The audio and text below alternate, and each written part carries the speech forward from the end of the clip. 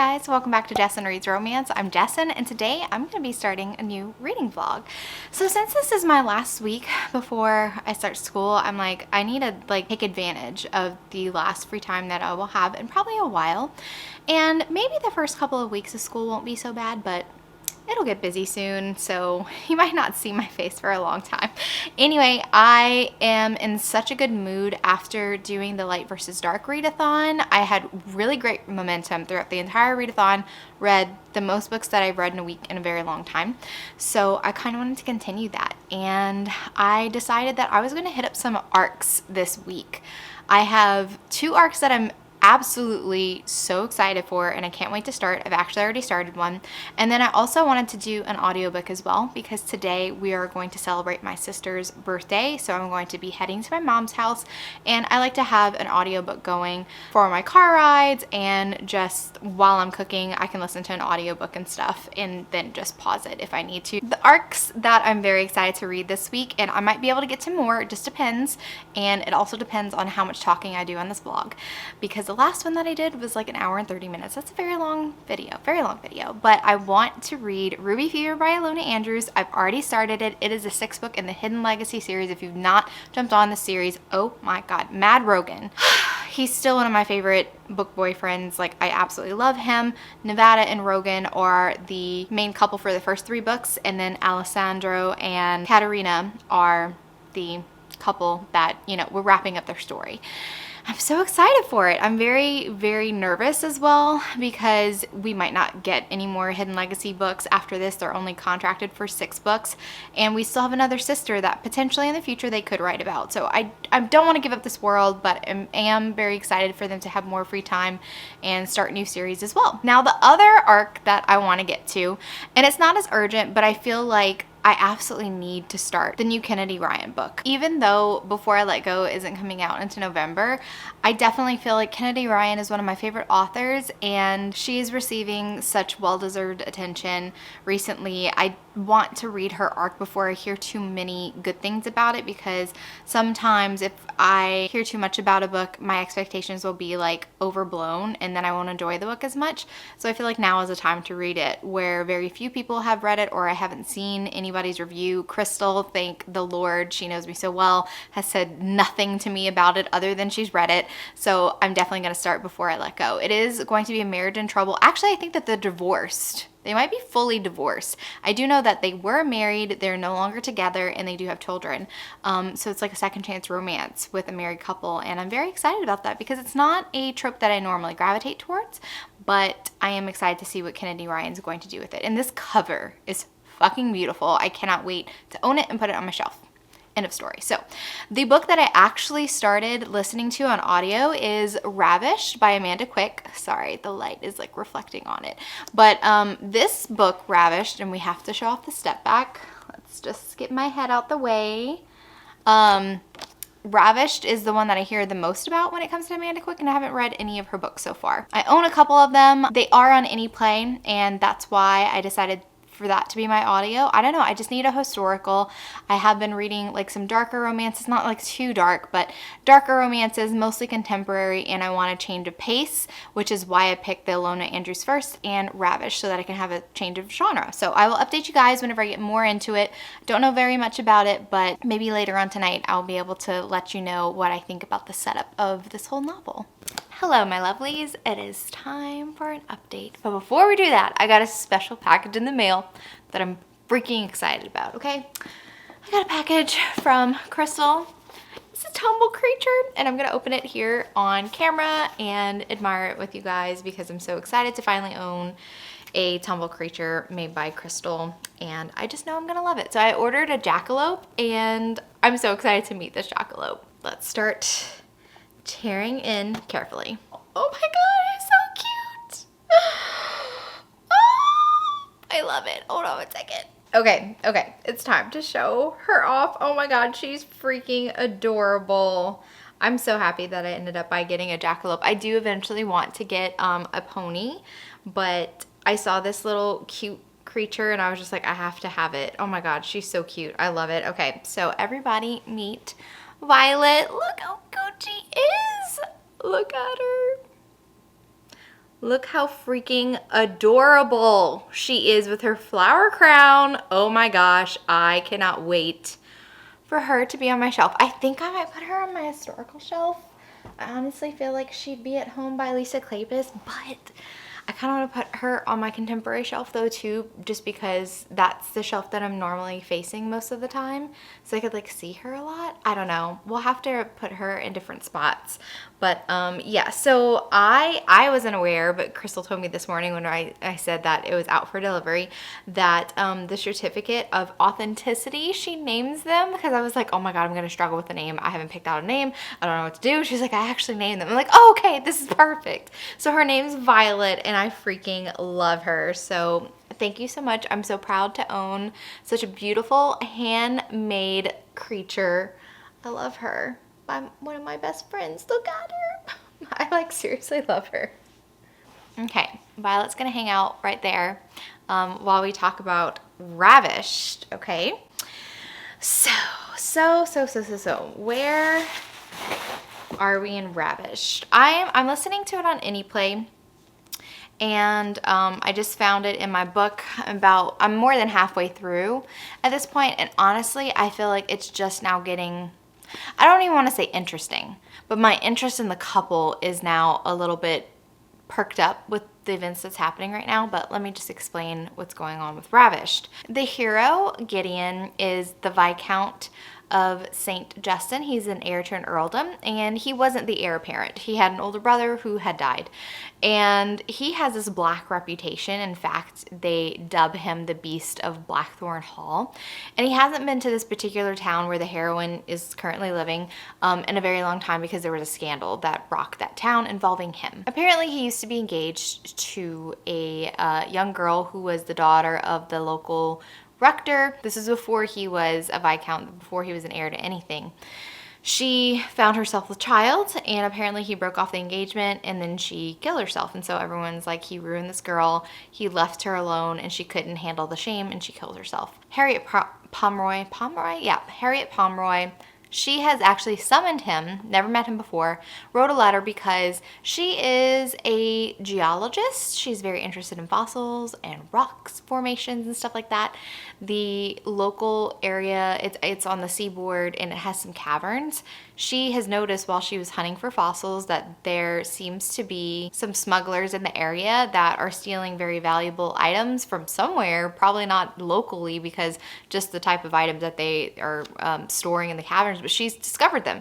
She doesn't trust the steward that St. Justin has set up in this area, because he doesn't want anything to do with the town. But then he shows up, okay? So they have their meeting, and she's quirky. She's in a room studying bones and like sketching them and stuff. He does decide he's going to start investigating. The housekeeper is so dramatic when she finds St. Justin in the room with Miss Harriet, and she's like calling him the Beast of Blackthorn, telling him, away you devil, you're not going to take another one of my girls, blah, blah, blah, all this jazz. And that's how Harriet learns about the reputation of him, because she had never heard of it before. I just realized I'm like not holding up Ravished, and it would be so much easier if I do this. But one thing that I have noticed, and I'm not sure, since this is my first Amanda Quick, I'm not sure if she normally writes heroines like this, but I'd be interested to see in what year this was published, because there's something that is very reminiscent in the way that Amanda Quick is writing Harriet. It feels very similar to a lot of Stephanie Lauren's ones. So 92. Oh, this book was written in my birth year. I could have read this for like a birth year reading blog. Well, missed opportunity. It's fine. Something that Stephanie Lauren's actually does, example in Devil's Bride, the heroine is very like independently minded, and they have like interests of their own. Both books have a bit of a mystery, one with the smugglers, seeing who's like behind the smuggling ring and all that, and in Devil's Bride there's a murder to solve. Both of the heroines feel like they have something to contribute, and sometimes they're so headstrong that they put themselves in danger.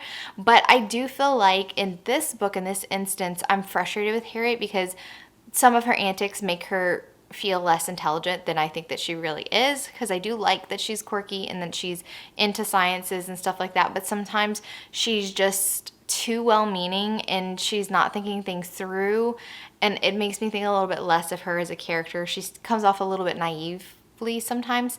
For example, she really wants to get into the cavern. She wants St. Justin to solve this mystery like quick because she has found what she feels to be important fossils in there, and she does not want to leave the fossils in there. She's like, people want to steal my fossils, like I need to guard my precious secrets and stuff, and so I need you to get rid of these smugglers so that I can go and I can dig in this cavern because I see this tooth. She's like obsessed with teeth specifically, and it looks like it's an entire like skull of an animal, and this is like an important find. He's just like, look, let me take care of it, like you called me to handle it, so chill out, don't go in the caverns alone. Like you shouldn't be going there anyway alone.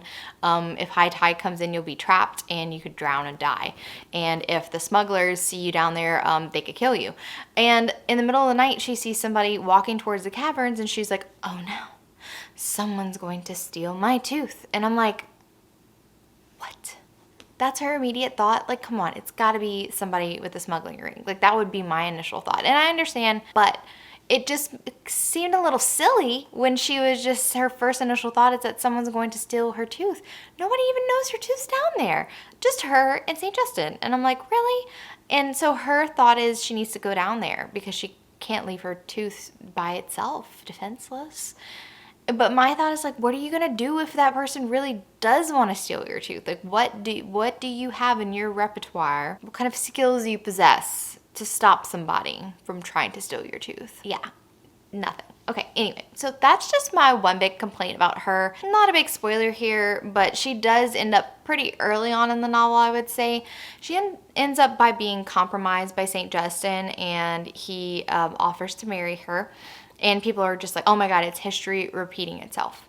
Because now he's engaged to another girl, the daughter of a rector, and he's probably going to call off the engagement or get her with child and call off and leave her ruined. So like everyone thinks the worst of St. Justin, but Harriet gives him the benefit of the doubt, and so does her sister.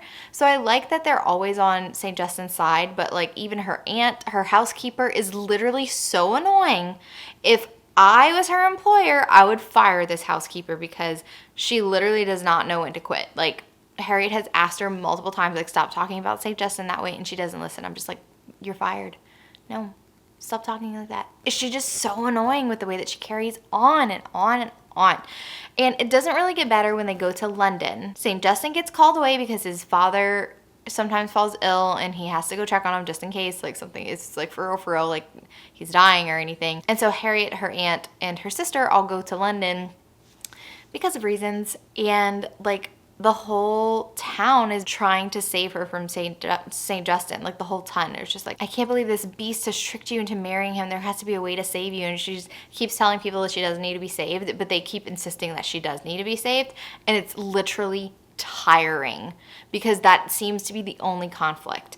Is she's happy to marry St. Justin. She's kind of like developing feelings for him secretly. He doesn't know. And she thinks that he just marrying her for propriety's sake because now she is compromised. But like literally every scene is somebody telling her what a poor dear she is and how can we save you. And nobody listens to her defending St. Justin. They literally just ignore it. They don't hear anything that she says. Like she's like, oh no, he's really nice. He's been really great to me. They're just like, oh, he's the devil. And I'm like, oh my God, it's so freaking dramatic. So yeah, anyway, that's where I'm at in Ravished. And then for Ruby Fever, there's really nothing much I can say without being like super spoilery because this is the final book and it's the third book that centers around Alessandro and Catalina. But as with every Hidden Legacy book, there is a mystery that they have to solve. And it actually involves a very important person, but it feels very spoilery. But I will say it involves a father figure in the Baylor family. His life is in danger and they have to discover who is behind the attacks. And everything that I've read so far in Ruby Fever, like I just really love the way that Ilona Andrews like writes these families, whether they be like found family like in the Kate Daniels series, or if they're actually family members like in the Hidden Legacy series, the Baylors. I love them. They're one of my favorite like fictional families. I love the Baylors. It's very exciting. I honestly wish we could see a little bit more of Leon, which he's a younger cousin and I really like his power, but he's so like dark and dry, and I kind of wish we would see more of Leon and also Arabella. But I still have like a little bit over half of the book left to read, so who's to say that they don't appear a little bit more. But I am very curious to see how Ilona Andrews, how they're deciding to wrap up the series. So yeah, so it's a little bit bittersweet reading it because it's the end, but also they're in the middle of writing the next Innkeeper Chronicle book. They do publish that series as a serialized novel on their blog first. So they'll publish like a chapter every once in a while. And then once it's done, once they've completed it that way, then they bundle it in a book. And I don't know what's the editing process like, if they heavily edit it before posting it on their blog, or if the book gets like a final edit and maybe things change between it being a serialized book on their blog and then an actual finalized like physical book. But I love the Innkeeper Chronicles series, so I'm very excited that they are working on that one, and I'm sure different projects as well. And I hope that they're going to be working on the second book for Julie. Yeah, so there's just lots that I want from Ilona Andrews, but I understand that writing takes time. I'll just be impatiently waiting here. So I will update you guys once I'm finished with Ravished, not Ravaged, and possibly Ruby Fever too. I don't know. It just depends on how the rest of my afternoon goes. I might be able to knock those both out by later this evening, and then possibly start the Kennedy Ryan. I'm like nervous and excited about that. Nervous and excited. Okay, let me dive back into this audio. That's not very great, but hey, we do what we do to read as much as we can. That's what I say. Okay, my friends, let's talk about what I thought about Ravished in the end. I can't say that I loved it. I feel like this is a harsh rating, but also it really truly reflects how disinterested I was in the premise and the characters in the end. When I look back on this book, like, I feel honestly like I wasted my time reading this book. So I'm gonna give it 2.5 stars. It's not a reflection on people who like it.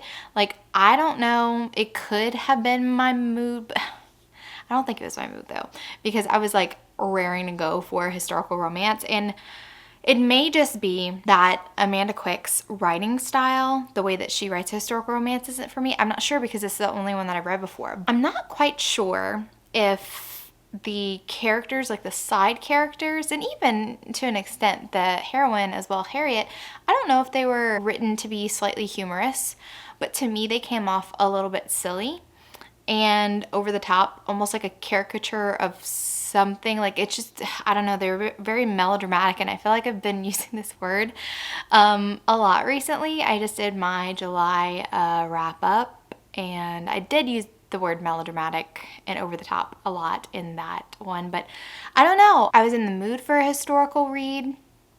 I was open-minded. I was very excited. I didn't have expectations going into this book, and it still really didn't work for me. And I know that this is a harsh rating, but it truly just reflects my lack of enjoyment. I know that a lot of people like it. I'm not saying that if you like it, you're wrong. I'm saying that these characters just were not for me. Harriet came off as a bit shrewish to me. And it's not that I hated that she wanted to give people the benefit of the doubt.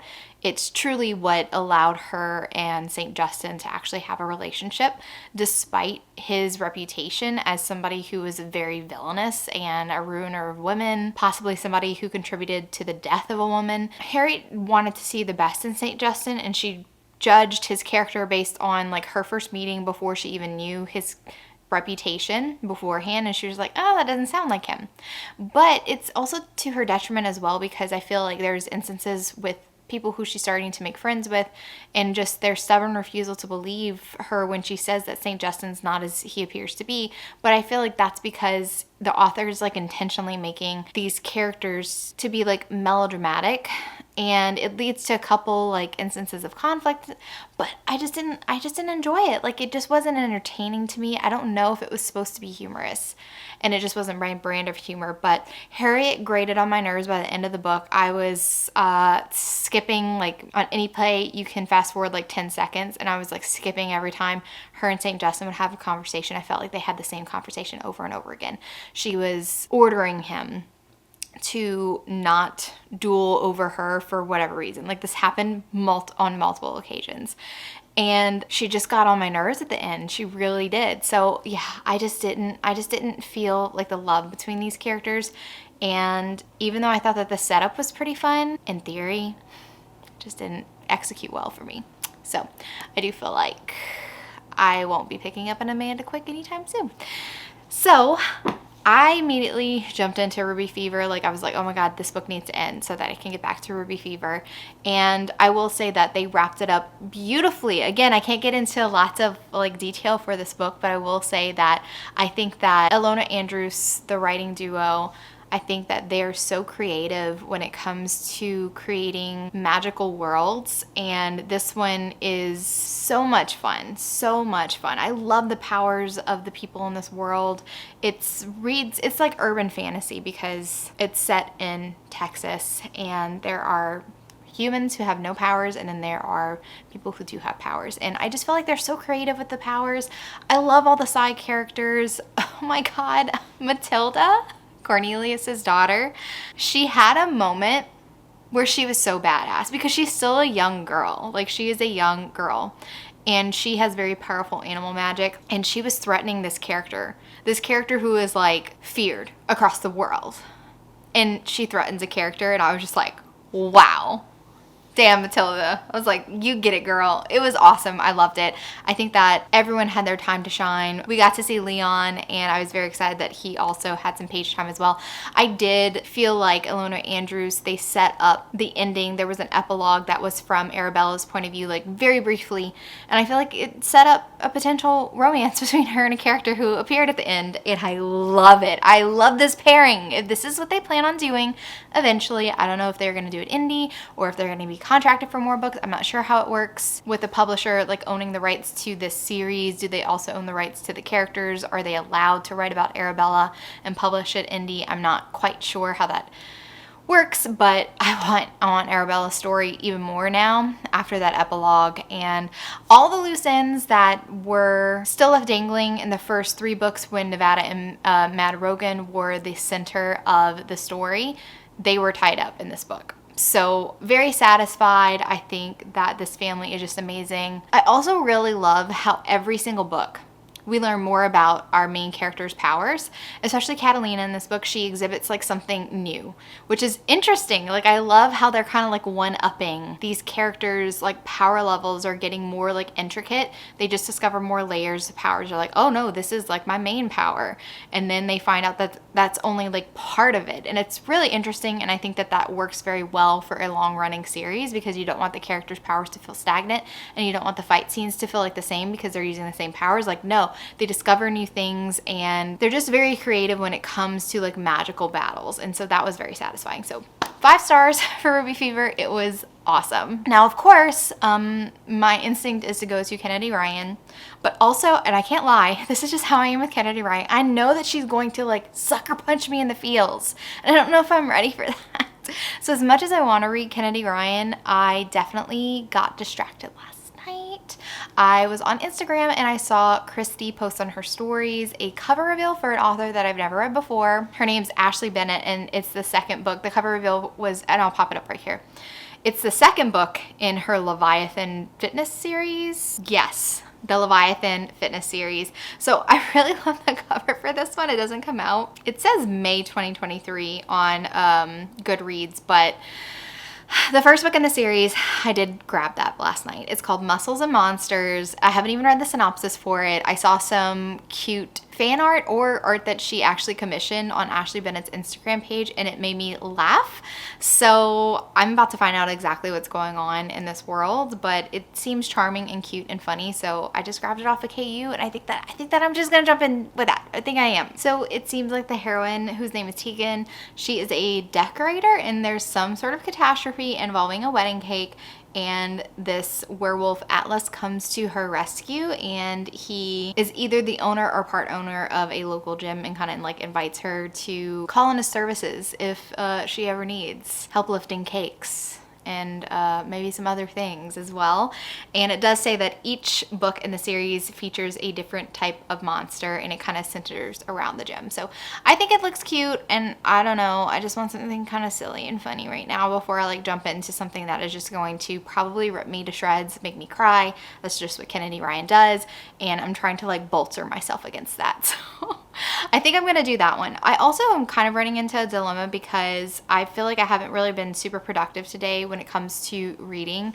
I did let myself get distracted, which is how I knew that I wasn't ready to jump into the Kennedy Ryan. I let myself, get distracted on social media and other things. But this afternoon I am going to my grandmother's to cook. And normally when I do that, I have an audiobook running, but honestly, I don't even have like any audiobook that I'm like dying to read. I'm trying to think of any like historical series that I haven't started yet, because I'm really not in the middle of any series. I'm looking at my shelves right now to see if there's any series that I have not completed and I could possibly find an audiobook for.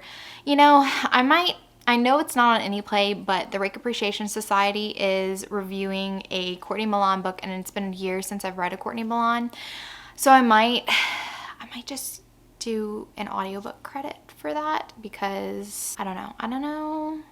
I honestly hate using my audiobook credits because I stopped with my Audible subscription since I had Anyplay. Anyplay usually has the majority of the books that I want to listen to anyway. It's rare that I have a book that I really can't find on Anyplay or am willing to use an audio. I don't know if I want to use my credit on this one. It's such a risk. Oh, you know what audiobook that I can listen to? Yep, it's on there. Okay, so on Anyplay, I just looked up Harper St. George because I have not read The Lady Temps in Air, which is the third book in her, what is this series called? It's the third book in the series, and I can listen to that one. Boom, problem solved. So here we go. We got 2 books that I hadn't planned on including in this reading vlog. We got 2 more books to include. So I will start listening to that on my way to my grandmother's house. But right now I'm probably going to jump into the Muscles and Monsters book. Wish me luck. Hello, good morning, and welcome to Mood Readers vlog. So what did I actually end up by doing yesterday afternoon as I went to my grandmother's house? I definitely need an audiobook, and I found one, something that I hadn't planned on reading, and that's honestly a typical week for me, is just finding random books. So even though I planned to read another random book by Ashley Bennett, I ended up by picking up The Shield and the Thistle by Gillian Bondarchuk. Bondarchuk? Yep, that's it. Okay, so I ended up by picking up that book. I got the audio, and it's also on KU. And I read about half with the audio while I was cooking at my grandmother's house. And then when I came back home, I can read faster if I'm actually physically reading it. So I switched to an ebook. And the reason why I picked up this book was because Jen was telling me that it kind of captured her eye. It was recommended to her, I think via like Amazon, recommended for you types of things. I believe that there was some sort of like line saying like it was similar to Outlander, and Jen loves Outlander. I'm not like an Outlander stan, but I did enjoy the book when I read it many years ago. But you know what? A historical time travel fantasy romance sounded great to me, and I dove in. Our heroine, Maggie, she is living in present day, I think it's like 2019, and her grandmother is from Scotland. So when she breaks up with her boyfriend, she decides to go to Scotland and kind of rethink her life. Her dream is to open a bakery, maybe some type of bread and breakfast, because she loves to cook and she loves to bake. So she goes to her grandmother's. She hasn't been to Scotland since her parents died. And as she's just taking a couple of weeks to herself, she's exploring the hiking trails around her. And this is how she time travels. She ends up by going into this cave, and it's during some solstice, and of course she time travels. So a little bit similar to Outlander, especially in the first few moments where she is in, I think, the 17th century. There are these band of men that try to attack her, and she's saved by Colin McKinnon. And the McKinnons are in present day. They are the lairds of the local castle, and Colin is the younger brother, and it's a romance between Colin and Maggie. And I really did enjoy this book. It was cute and sweet. I did think that it was definitely not a perfect book. One of the things that it lacked, and Jen and I had a conversation about it this morning, was it lacked tension in the book. In Outlander, there's a reason why Claire wants to go home. She is married. And in this book, there's really no huge reason. I mean, Maggie has her grandmother, but there's no urgent reason why she needs to return home. And I felt like that was just true of the entire book, that it lacked tension. There was lovely, lovely everyday scenes of her cooking. I really loved the way that the McKinnons accepted her, like the whole household. Colin's older brother Malcolm was amazing, treated her just like a younger sister. All of Colin's friends like loved her, and she was friendly with the staff. She made great friends with Mrs. Cook, who was the chef downstairs, and I loved the little instances where Maggie was bringing like modern cuisine to, you know, the keep and showing them her creations and bringing them into the fold when it came to like more modern cooking methods and stuff, like roasting in like an oven. Like I believe she created like this Dutch oven creation instead of roasting over like a fire pit type of thing. Anyway, cool scenes, love them. But I love those everyday scenes more when they're juxtaposed next to moments in the book that have created tension. So for me, it feels like a lot of nothing really happens during this book, and the only true conflict is towards the end. Now, I will say it's a little bit of a spoiler, so I am going to throw up a spoiler tag, but like, not only does this book have similarities between Outlander, it has similarities between another book, but I feel like that is a spoiler for like how things work out in the end. That's why I'm gonna throw up a spoiler tag. So I don't know if any of you guys have read Karen Marie Moning. I loved her Highlander series, and her Highlander series, it's not like totally just Highlander historical fiction. It has fantasy elements because there is time travel. And one of the books, Kiss of a Highlander, the heroine time travels back in time and she falls in love with a Scottish laird, and then she is pulled back into her present day. Her husband, her Highlander husband that's back in like the 15th century or whatever, discovers a way that he can basically be put to sleep for the centuries that it would take to pass so that he can be with her in her present timeline. And that's kind of something that is extremely similar that happens with Colin and Maggie.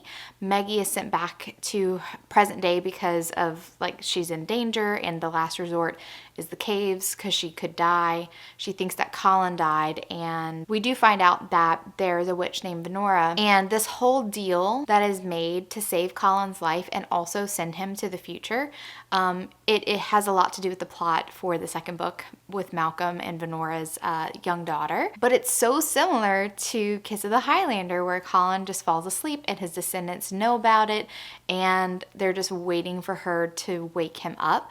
So it was just kind of like this author borrowed a lot from Outlander, and in my opinion, a lot from Karen Marie Moning's Highlander series as well. So it wasn't like totally like wow and amazing, but also I thought they were really cute together, but also not super memorable. So I'm gonna give this book 3.75. So I'll round it up on Goodreads to 4, but it is more in like the 3-ish range for me.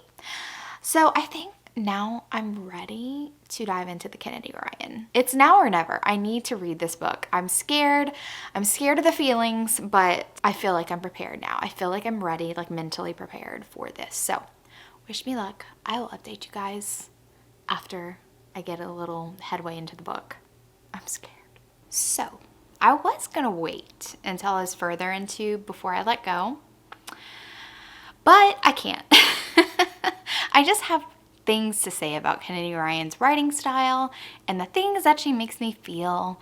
And Crystal probably is like, you are absolutely a psycho bitch by now, because I keep sending her a voice message like every 5 minutes about little things. I'm theorizing with her. This is why it's so great to have somebody who's already read a book. I love sending her messages about like what I think's going on, or like just freaking out about certain aspects of the book and venting my feels to her, okay? So in general, before I let go, I feel like Kennedy Ryan is just magic at creating, at least for me, this instant chemistry that I feel with the characters.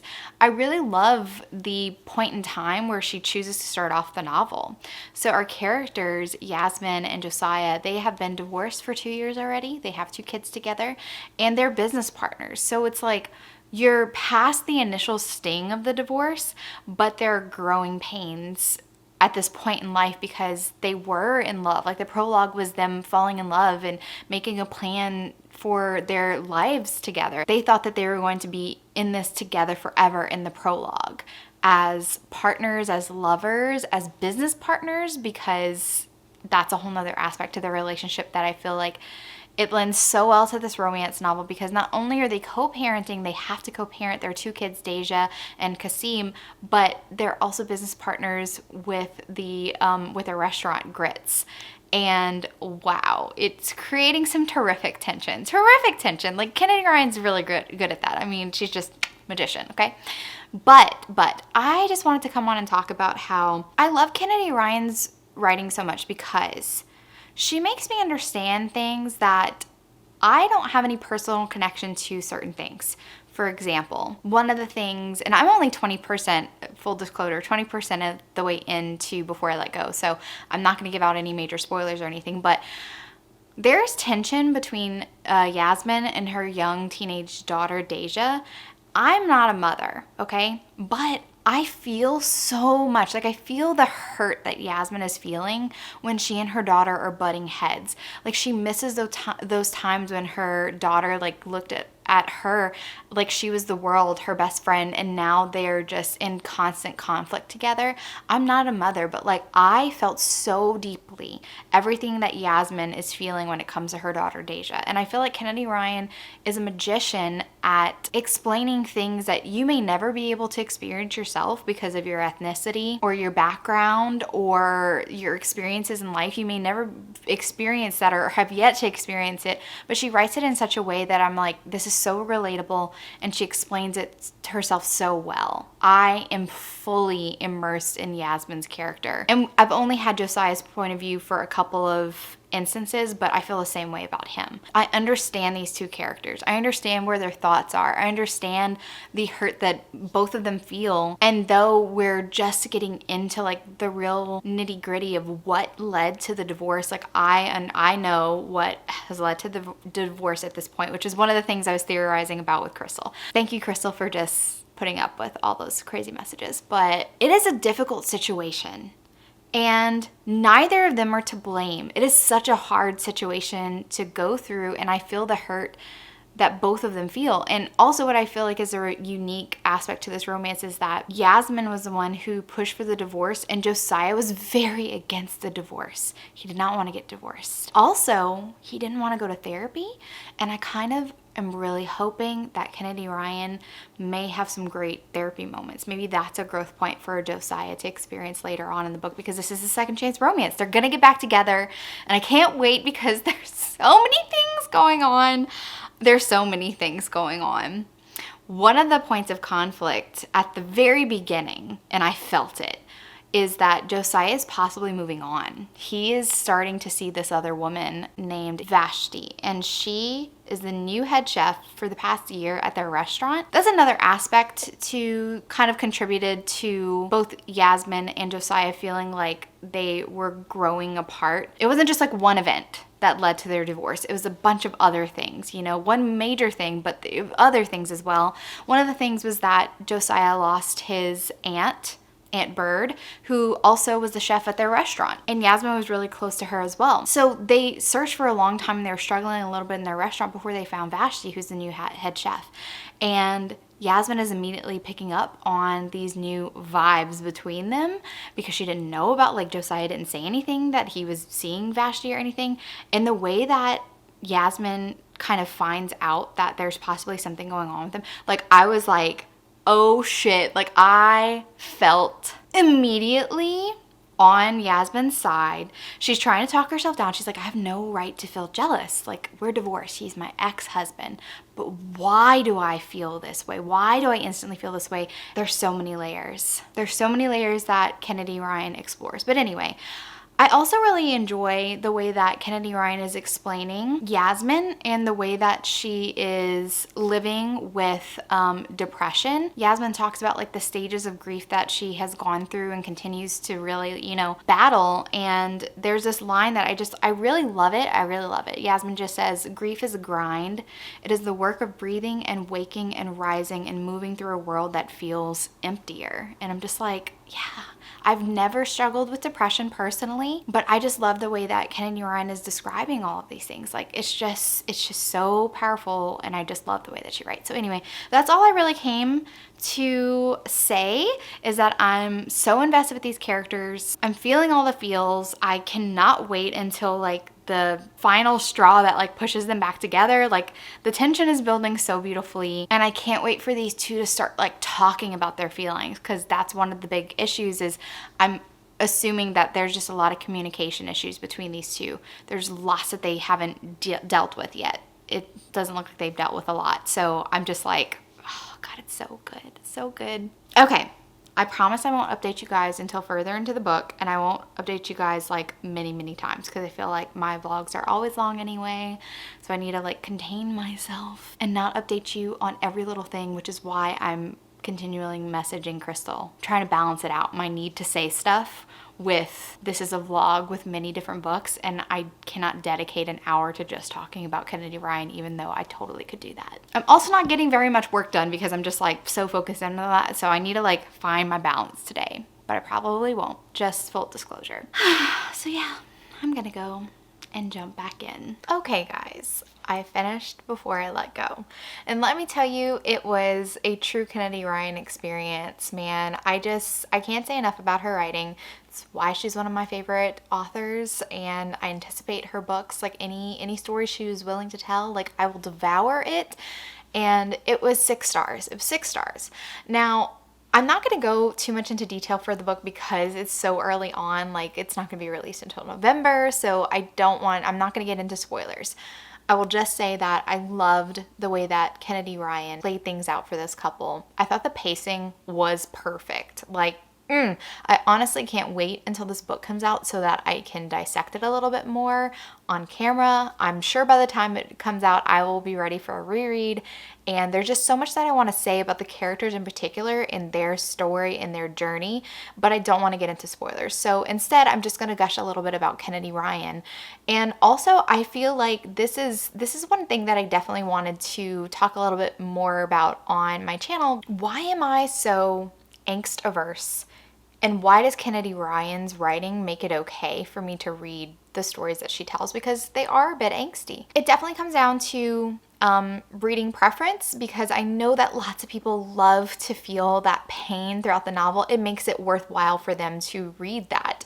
It makes it a worthwhile romance for there to be lots of suffering for the characters, and for it to take a very long time for them to figure it out, almost until the very end. There's been tons of people that have like asked me questions about certain books, asking if it would ever be featured on the podcast or anything, and I'm just kind of like, no, it wouldn't, because for my podcast, we only review books that we really love.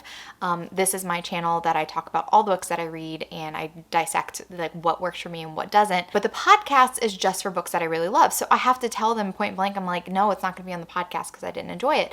And it might be like a really popular read, but it's so angsty. I know that some people get frustrated with me sometimes not liking the angsty books. And maybe some of you are saying like, I can't believe she likes this Kennedy Ryan, because, you know, it does have some angst, and she's always going on and on about how she doesn't like angsty books. But Kennedy is the only author that I trust to bring me through such a painful experience. And the reason why I allow myself to be put through Kennedy Ryan's books, where the characters experience so much relatable heartache and suffering, is because I know that in the end, my enjoyment of their relationship and of the character arc and their growth is going to outweigh the pain that I feel when they're not working out, when they're still trying to figure things out. I need there to be enough happy, joyful, hopeful moments to balance out the hard times that are going to make me cry. And yeah, this book made me cry multiple times.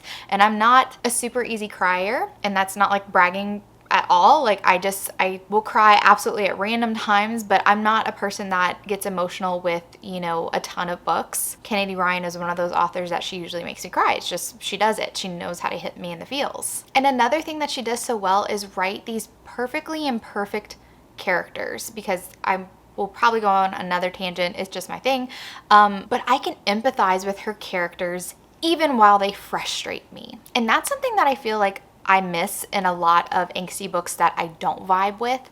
It's that the characters are frustrating to a degree where my enjoyment of the novel just tanks because I'm so frustrated by their decisions.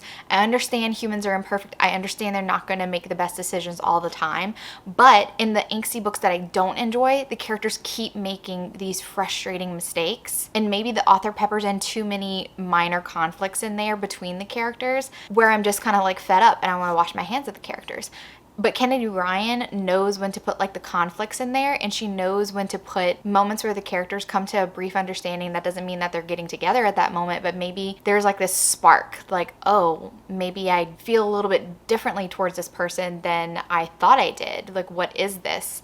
And it's just kindled in that moment, and it makes you excited because it's like, oh, the anticipation, the build up, the tension is just so worth it when they do get together. And it may not be perfect when they start to get more on the same page. It's a gradual journey. And that's why I have such a hard time trusting any other author to bring me through, because I feel like they want to just drag you through the coals until 95%. And that 5% at the end of understanding and harmony usually isn't enough for me. But there was recently, this is the tangent that I was going to go on. There was recently a post by an author who I usually love. Well, I don't want to say I usually love. There have been hits or misses and stuff. And this author was upset by the response to one of their newest novels that they had just released because it was not doing well, or as well as the other books. It's not tanking. I've seen worse releases, but honestly I feel like it's one of the worst things an author can do is to sort of like explain themselves when readers express their frustration through reviews with the characters or the way that the story turned out or whatever. But this author chose to go on her social media and kind of just like defend her characters, which is her right, but I just feel like it's not going to change a reader's mind because this is their emotions while they're reading and feeling. And of course it's personal to the author. You've spent all this time creating the story and the characters. Of course you want it to do well. But saying that my characters are imperfect and they make bad decisions because humans make bad decisions, like, yes, but also lots of people, and I'm not saying all people, who read romance want a little bit of the fantasy that life can be a little bit simpler, that arguments can be solved a little more easily, that things that maybe you wouldn't forgive in real life can be forgiven. That's the beauty and the fantasy of romance. Sometimes it works out where in real life it wouldn't work out. And I feel like in most angsty romances, the characters are very imperfect, and it's not that I resent them for having imperfections. It creates a great character arc, or at least the opportunity for a character arc, when characters are making decisions that negatively affect them and they can't really stop themselves from doing that in the beginning of the novel. Like I want to see that growth. But for the books that I don't enjoy, it's because I feel like the character arc is so slow moving throughout the novel that I feel like they're very stagnant and in the negative space that I don't want them to linger in. I want them to do better, because maybe I do see myself in that frustrating character making frustrating decisions that I have made in the past, and I want them to make a different decision. I want them to be better than me. I want to see them make smarter decisions than I would make. And that's why I, in particular, avoid romances that authors write to kind of like emotionally pummel you on purpose. And I don't feel like that's the same intention that Kennedy Ryan has when she is creating her characters that go through a lot of real life shit, just like this couple did. I felt that hope for their relationship from the very beginning, even though it's a journey for them to get there. I still felt that spark. Kennedy Ryan didn't push them too far for me to be like, okay, we're now stepping out of the realm of fantasy and romance, and we're now getting too real, where I'm like, if this happened to me in real life, would I be able to forgive this person? She never pushes me that far. She just always strikes the balance that I'm looking for. And that's the only way that I can think to explain it. So yeah, this is me fangirling about Kennedy Ryan being the greatest writer of all time. I love her. I love her, obviously. And I can't wait to see what she does in the future. I'm hoping that we'll see some of Yasmin's friends get books, which I think that they will. I honestly have been avoiding Kennedy Ryan's Facebook group and Instagram just because I didn't want to see too many quotes from the characters. I didn't want to like hype myself too much for this book, I wanted to go in almost a complete blank slate. All I knew was that it was a second chance romance between a married couple, and that's all I needed to know because it was Kennedy Ryan. So I've been avoiding her social media. I don't know if she's talked about, you know, her future plans and if she's gonna immediately like write one of the characters that we see in this book, or if she has other projects that she's looking at too. Just know that I will read whatever Kennedy Ryan writes, as long as it's romance. I mean, that's a given. Okay, so this reading vlog has come to a conclusion, and I'm so glad that I can end it on a high note with a 6-star book. Like, I love that. That's a great feeling. If you like this video, give it a big thumbs up, and if you're not already subscribed to my channel, make sure you subscribe to get notified of any future videos that I do. Thank you so much for watching, and remember, life's better with little HEA. Bye, guys.